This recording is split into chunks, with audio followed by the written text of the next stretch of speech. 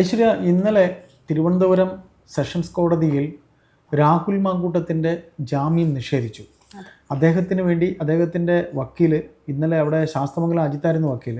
ഇവിടെ കൊച്ചിയിൽ ഹൈക്കോടതിയിൽ മറ്റൊരു വക്കീലാണ്. അവർ ഹൈക്കോടതിയിൽ നാളെ ജാമ്യത്തിനായി ശ്രമിക്കുന്നു. അപ്പോൾ തിരുവനന്തപുരത്ത് ജാമ്യം തള്ളിയതിൻ്റെ ആ ഒരു കാരണം, ആ ഉത്തരവ് പുറത്തിറങ്ങിയിട്ടുണ്ട്. എന്തൊക്കെയാണ് നമുക്ക് ഇത് മനസ്സിലാക്കാൻ സാധിക്കുന്നത്? രണ്ട് ഹൈക്കോടതിയിൽ നിന്ന് അദ്ദേഹത്തിന് ജാമ്യം കിട്ടുമോ? ചേട്ടാ, ഇപ്പോൾ വരുന്ന ഒരു വാർത്ത വെച്ചിട്ട് ഹൈക്കോടതിയിൽ മൂവ് ചെയ്യുന്ന അഡ്വക്കേറ്റ് എസ് രാജീവ് സാറാണ്. അപ്പോൾ അവിടെ നിന്നും അദ്ദേഹത്തിന് ജാമ്യം കിട്ടാനുള്ള സാധ്യതയുണ്ട് എന്നുള്ളതാണ് ലഭിക്കുന്ന സൂചന.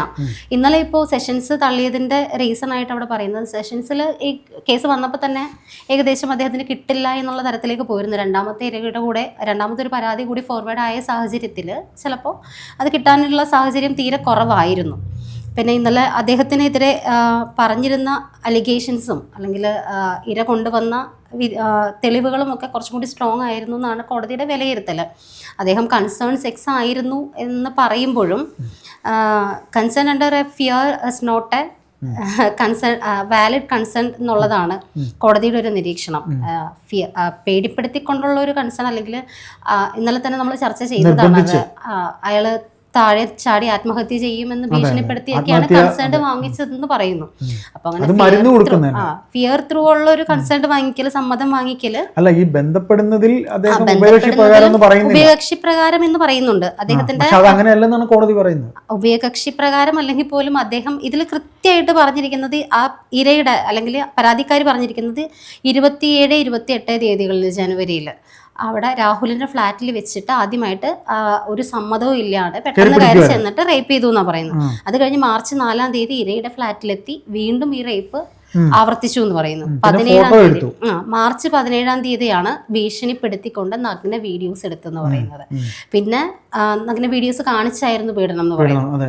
അത് കഴിഞ്ഞ് 22-ാം തീയതി ഏപ്രിൽ 22-ാം തീയതി ഈ പരാതിക്കാരി ഗർഭിണിയാണ് എന്ന് അറിഞ്ഞിട്ടും വീണ്ടും റേപ്പ് ചെയ്തു എന്ന് പറയുന്നു. ഗർഭിണിയെ റേപ്പ് ചെയ്യുക എന്ന് പറയുമ്പോൾ വീണ്ടും ഒരു വകുപ്പ് കൂടി അതിൽ കൂടുകയാണ്. പിന്നെ 30-ാം തീയതി മെയ്യിൽ സുഹൃത്തായ, അതായത് സെക്കൻഡ് അക്യൂസ്ഡിന്റെ കയ്യിൽ ഇത് കൊടുത്തു വിട്ടിട്ട് മരുന്ന് നിർബന്ധിച്ച് കഴിപ്പിച്ചു എന്ന് പറയുന്നു. അപ്പോൾ ഇര പറഞ്ഞിരിക്കുന്ന അല്ലെങ്കിൽ പരാതിക്കാരി പറഞ്ഞിരിക്കുന്ന ഡേറ്റുകൾ പോലും ക്ലിയർ ആയിട്ട് അവർ മെൻഷൻ ചെയ്തിട്ടുണ്ട്. പക്ഷേ ഇതിന്റെ അടിസ്ഥാനത്തിൽ ഇട്ടിരിക്കുന്ന വകുപ്പുകളാണെങ്കിൽ സെക്ഷൻ 64 BNS സമ്മതമില്ലാതെ ഭീഷണി, വഞ്ചിച്ച് അല്ലെങ്കിൽ ബലമായിട്ട് സെക്ഷൽ ബന്ധം സ്ഥാപിക്കുന്നതിന് അതിന് 10 വർഷം വരെ പിഴയും 10 വർഷം വരെ തടവും പിഴയും കിട്ടാവുന്ന ഒരു കുറ്റമാണ്. പിന്നെ സെക്ഷൻ 64(2) FHM എന്ന് പറഞ്ഞിട്ട് കുറച്ച് വേരിയന്റ് വരുന്നുണ്ട്. അതുമൊക്കെ ഇതുപോലെ തന്നെ ഭീഷണി, ഭയപ്പെടുത്തിയുള്ള റേപ്പ്, സമ്മതമില്ലാതെ വീഡിയോ, ന്യൂഡ് ഫോട്ടോസ് എടുക്കുക. പിന്നെ 64(2)ൽ വരുന്നതാണെങ്കിലും 64(2)ൽ M ആയിട്ട് വരുന്നത് ഗർഭിണിയെ റേപ്പ് ചെയ്യുക എന്നുള്ളൊരു വകുപ്പ് കൂടിയിട്ടുണ്ട്. ആൻഡ് ഓൾസോ സെക്ഷൻ 89 വരുന്നുണ്ട്, മിസ്കാരേജ്, അബോഷൻ, നിർബന്ധിച്ചുകൊണ്ടുള്ള അബോഷൻ. പിന്നെ സെക്ഷൻ 115(2) വരുന്നത് സൂയിസൈഡ് ത്രെട്ട്. അയാൾ ഇന്നലെ പറഞ്ഞിരിക്കുന്നത് വെച്ചിട്ട് സൂയിസൈഡ് ത്രെട്ട് നടത്തിയിട്ടുണ്ട്, അയാൾ മരിക്കുമെന്ന് പറഞ്ഞുകൊണ്ട് ത്രെട്ട് ചെയ്തുകൊണ്ട് ഒരു ഇരയെ കൊണ്ട് എന്തെങ്കിലും സമ്മതിപ്പിക്കുന്നത് സെക്ഷൻ 115(2)ൽ വരുന്നതാണ്. അതുപോലെ തന്നെ സെക്ഷൻ 351(3) വന്നിട്ടുണ്ട്, ക്രിമിനൽ ഇന്റിമേഷൻ, അതായത് ഭയപ്പെടുത്തി, അതായത് ന്യൂഡ് ഫോട്ടോയൊക്കെ കാണിച്ച് ഭയപ്പെടുത്തിക്കൊണ്ടൊരു കാര്യം നേടുന്നത്. സെക്ഷൻ 3(5) വരുന്നത് റിപ്പീറ്റഡ് ഒഫൻസ്, ഒരേ കാര്യം തന്നെ വീണ്ടും വീണ്ടും റിപ്പീറ്റ് ചെയ്യുന്നത്. അങ്ങനെ പിന്നെ IT ആക്ട് 66E വന്നിട്ടുണ്ട്. അതും ഇതുപോലെ പ്രൈവസി വയലേഷൻ, അനുവാദമില്ലാതെ ന്യൂഡ് ഫോട്ടോ എടുക്കുന്നതൊക്കെ പ്രൈവസി വയലേഷൻ ഇതിൽ വരും. അപ്പോൾ ഈ ഇത്തരം വകുപ്പുകളൊക്കെ കുറച്ച് സ്ട്രോങ് ആയിട്ടുള്ള വകുപ്പുകൾ തന്നെ വന്നിട്ടുണ്ട്. അപ്പോൾ ഇതിൻ്റെയൊക്കെ അടിസ്ഥാനത്തിലാണ് ഇന്നലെ ഇതുപോലെ കേസ് കോടതി ജാമ്യം നിഷേധിച്ചിട്ടുള്ളത്. പക്ഷെ രാഹുൽ പറയുന്ന വാദങ്ങൾ കേൾക്കുമ്പോൾ ഇപ്പോൾ ആദ്യം തന്നെ പ്രഥമദൃഷ്ട്യാ തെളിവുണ്ടോ എന്നുള്ളതാണ് നമ്മുടെ കോടതി നോക്കിയിട്ടുള്ളത്. പക്ഷെ രാഹുൽ പറയുന്ന ഒരു കാര്യം ഇവിടെ പ്രത്യേകമായിട്ട് എടുത്ത് പറയുന്ന ഒരു വിഷയമുണ്ട്. പ്രണയം ആയിരുന്നു, ഉഭയകക്ഷി സമ്മതപ്രകാരമായിരുന്നു എന്ന് പറയുന്നു. ഇപ്പോഴും ഈ പരാതിക്കാരി ഭർത്താവിനൊപ്പമാണ് താമസിക്കുന്നതെന്ന് അദ്ദേഹം അതിൽ പറയുന്നുണ്ട്. പിന്നെ രാഷ്ട്രീയ അവർക്കൊപ്പമുള്ള കുറെ ഫോട്ടോസ് ഒക്കെ അയാൾ ഹാജരാക്കിയിട്ടുണ്ടെന്ന് പറയുന്നു. പിന്നെ വോയിസ് ക്ലിപ്പിൽ ചിലത് എതിർത്തിട്ടുണ്ട്. പക്ഷെ ഈ പിന്നെ പറയുന്ന വോയിസ് ക്ലിപ്പിൽ ചിലത് ഫാബ്രിക്കേറ്റഡ് ആണ് അല്ലെങ്കിൽ ജനറേറ്റഡ് ആണെന്നൊക്കെ പറയുന്നുണ്ട്. പക്ഷെ ഇതിനൊക്കെ അപ്പുറത്തേക്ക് ഒരു പോയിന്റ് അവിടെ പറഞ്ഞിരുന്നു. പക്ഷെ അത് വേണ്ട വിധത്തിൽ സെഷൻസിൽ വാദിക്കാൻ കഴിഞ്ഞിട്ടില്ല എന്നുള്ളതാണ് ഇപ്പോൾ പറയുന്നത്. ഇപ്പം പറയാൻ പോകുന്ന ഈ പോയിന്റ് ആയിരിക്കും നാളെ ഇവർക്ക് എസ് loophole കിട്ടാൻ രാജീവ് പോകുന്നു. എടുക്കുന്നതെന്ന് നമുക്ക് പിടിവള്ളി വിചാരിക്കാം. അതാകും അല്ലേ? അതായത് എക്സിബിറ്റ് P4 ആയിട്ട് ഒരു കാര്യം ഇവരിവിടെ ഹാജരാക്കിയിട്ടുണ്ട്. ആ എക്സിബിറ്റ് P4-ലായിരിക്കും ഉറപ്പായിട്ടും ഈ പ്രാവശ്യം പിടിക്കാൻ പോകുന്നതെന്ന് എനിക്ക് തോന്നുന്നു.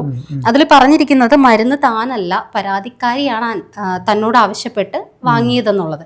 അതിനുള്ള തെളിവും എക്സിബിറ്റ് P4 ആയിട്ട് ഒരു ഓഡിയോ ക്ലിപ്പാണ് അവർ ഹാജരാക്കിയിട്ടുള്ളത്. അതായത് ഈ സെക്കൻഡ് അക്യൂസ്ഡിന്റെ അടുത്ത് കൊടുത്തു വിടുന്നതിനുള്ള സെക്കൻഡ് അക്യൂസ്ഡിന് ലൊക്കേഷൻ ഉൾപ്പെടെ മരുന്ന് കൊണ്ട് തരേണ്ട ലൊക്കേഷൻ ഉൾപ്പെടെ അയച്ചു കൊടുത്തിട്ടുള്ള ലൊക്കേഷൻ മാപ്പും ഒരു വോയിസ് ക്ലിപ്പും കൂടി പരാതിക്കാരി പറഞ്ഞിട്ടുള്ളത്.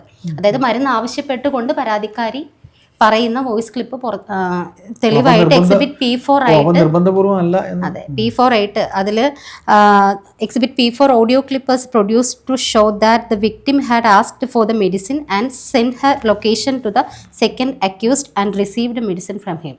അത് കൃത്യമായിട്ടും അതിൽ അവർ പറഞ്ഞു വെച്ചിട്ടുള്ളൊരു കാര്യമാണ്. ശരി, ഇത് ഒന്നാമത് അതിജീവിത. ഈ രണ്ടാമത് അതിജീവിത കാര്യത്തിൽ പോയി ഈ പറഞ്ഞ പ്രതിഭാഗത്തിന് എല്ലാ രണ്ടാമത്തെ അതിജീവിത കൃത്യമായിട്ടും ഇവർക്ക് കൃത്യമായിട്ട് കിട്ടിയിട്ടില്ല എന്നുള്ളതാണ് പ്രശ്നം. പക്ഷെ ഇപ്പൊ നിൽക്കുന്ന കേസ് ഇതാണ്. ബാക്കി കാര്യങ്ങളൊന്നും കോടതി രണ്ടാമത്തെ കേസിൽ ഇവർ എന്തെങ്കിലും പറഞ്ഞ് കൊടുക്കൂന്നൊക്കെ പറഞ്ഞു. പക്ഷെ ഹൈക്കോടതിയിൽ ജാമ്യം കിട്ടാൻ സാധ്യത. പക്ഷെ ഇനിയിപ്പോ പിടിക്കാവുന്ന ഒരു ലൂപ്പ് ഹോൾ എനിക്ക് തോന്നുന്നു ഈ എക്സിബിറ്റ് P4 ആയിരിക്കും. അതായത് കൺസേൺഡ് വാങ്ങിച്ചത് ഈ പറയുന്ന സെഷൻസ് കോടതിയിലെങ്കിലും സർക്കാരിന് ജയിക്കണം, ജാമ്യം കൊടുക്കാതെ ജയിക്കണം ബൈ പൊളിറ്റിക്കലി. അത് തന്നെയാണ് കാര്യം. പഴയ SFI-കാരി ഗീനാകുമാരിയാണ് പ്രോസിക്യൂട്ടറായിട്ട് വന്നിട്ടുള്ളത്. എനിക്ക് അവരെ അറിയാം. ഒരു പഴയ SFI-കാരിയാണ്. ശരിക്ക് പോലീസിനെ സമരം ചെയ്ത തലമണ്ടയൊക്കെ പൊട്ടിയ ഒരു നേതാവാണ്. അപ്പോൾ പിണറായി വിജയൻ അറിഞ്ഞ് തന്നെയാണ് ഈ ഗീനാകുമാരി ഇറക്കിയതെന്നൊക്കെ തന്നെ ഒരു വാർത്ത സോഷ്യൽ മീഡിയയിലൊക്കെ വരുന്നുണ്ട്. ഗീനാകുമാരി മിടുക്കിയാണ്. അപ്പോൾ ഇതിൽ ഇവിടുത്തെ കോടതിയിലേക്ക് വരുമ്പോൾ ഇത് പ്രത്യേകിച്ച് നല്ലൊരു ജഡ്ജാണ്, ക്രിമിനൽ ജഡ്ജാണ് ഇദ്ദേഹം. രാജീവ് എന്ന് പറയുന്ന ജഡ്ജ് ഇവിടുത്തെ ഏറ്റവും വലിയ ക്രിമിനൽ വക്കീലാണെന്ന് പറയുന്നത്. അതെ, അപ്പൊ അദ്ദേഹത്തിന്റെ കയ്യിൽ കിട്ടിയിരിക്കുന്ന ഒരു കേസ് അങ്ങനെ ഒരു അത് മാത്രമല്ല ഈ അതിജീവിത പരാതി ആദ്യം കൊടുത്തിരിക്കുന്നത് മുഖ്യമന്ത്രിക്കാണെന്ന് പറയുന്നു. അതും ഒക്കെ ഒരു വാദിക്കുമെന്നാണ് പറയുന്നത്. മുഖ്യമന്ത്രിക്കല്ലല്ലോ, പോലീസ് വകുപ്പിനല്ലേ പരാതി കൊടുക്കേണ്ടത്. അതെ, ഉറപ്പായിട്ടും.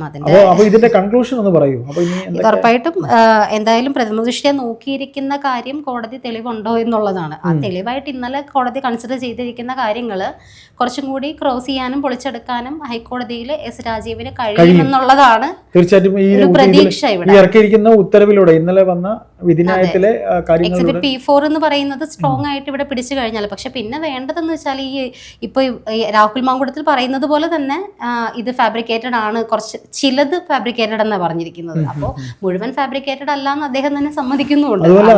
അദ്ദേഹത്തിന്റെ ഒരു സമ്മതം അദ്ദേഹം തന്നെ പറഞ്ഞു.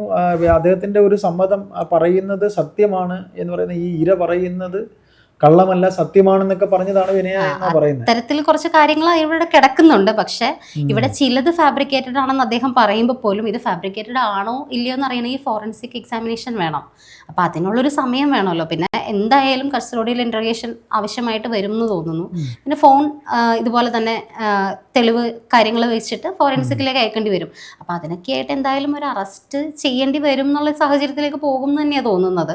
പിന്നെ ജാമ്യം കിട്ടുമോ ഇല്ലയോ എന്നുള്ളത് നമുക്ക് അടുത്ത ദിവസങ്ങളിൽ നോക്കിയിരുന്ന് അറിയേണ്ടത് തന്നെയാണ്. എന്തായാലും ഈ വിഷയത്തിൽ, ഈ എക്സിബിറ്റ് P4-ന്റെ വിഷയത്തിലാണെങ്കിൽ പോലും ഈ പറയുന്ന രാഹുൽ ഹാജരാക്കിയിരിക്കുന്ന ഇതും ഫോറൻസിക് ഇൻവെസ്റ്റിഗേഷൻ കഴിഞ്ഞതിന് ശേഷം മാത്രമേ നമുക്ക് ഉറപ്പിച്ച് പറയാൻ പറ്റുള്ളൂ. അപ്പൊ അതിനും കാലതാമസം എടുത്തേക്കാം ചിലപ്പോൾ. അപ്പോൾ ഇതിലൊരു പ്രീ പ്രഡിക്ഷന്റെ ആവശ്യം ഉണ്ടെന്ന് എനിക്ക് തോന്നുന്നില്ല. നമുക്ക് എന്തായാലും കാത്തിരുന്ന് തന്നെ കാണാം.